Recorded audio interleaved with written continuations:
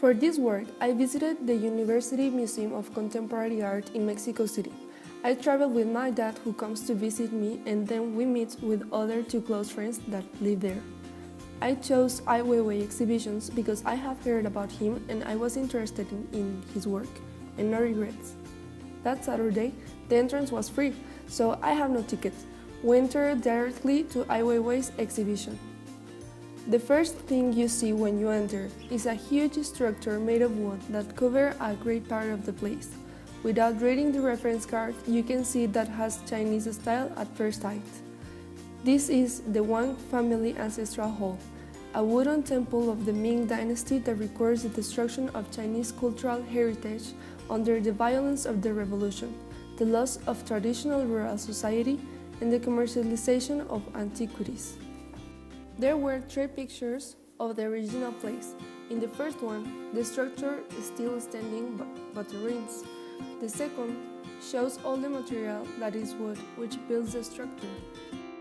And then the last one is taken inside the great construction, focusing on the wood pillars bottom top. With this work, Ai Weiwei wants to transmit his preoccupation of neglect the cultural heritage. These pictures, complemented with the structure and with ornaments that were originally placed on the original temple, shows us that we can present what is worth it. The second thing you saw was plates that form a ceramic mosaic on a circular platform. The plates have something that looks like fingers pointing up.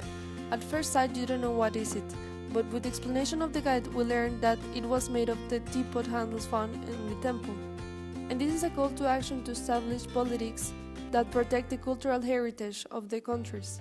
Because for us, it's like if we took pieces of the pyramids, put it together, put it in a color, and do something else with it, we will be violating our legacy. Then it was the most impressive work for me in the gallery. It is called Lego Portraits Ayotzinapa Case, and it includes 46 portraits made of Lego blocks. In these portraits includes the name and the face of the guys that were disappeared on this case. The colors included are red, yellow, white, and green. They were placed on the top of the 2 walls that made up a corner on the back of the exhibition. They were placed all together, except for 3 portraits that were a little bit separated, but still in the same wall and with the same style. What the artists want to tell us is that they are not only names that we heard on the radio and the news. They are real people with name and face that could be any one of us. And having the students looking at you directly in these portraits gives you a sense of blame and make you feel like if you were accomplice of the government. Under this there are the timeline and analysis of the Ayotzinapa case in 2019. Within it, you can see all the details, day by day and hour by hour, what happened. And if that were not enough, on another wall there were mounted screens showing fragments of color video of interviews related to the film To Be 2019. These are interviews made with the families, classmates and experts on the Ayotzinapa case conducted between March and October 2018. I could hear the voices of the parents and the siblings of the disappeared, and I almost cried. I felt impressively impotent and vulnerable seeing that thing. Because then you realize that they are not just a number 43, they are 43 broken families who have been denied help.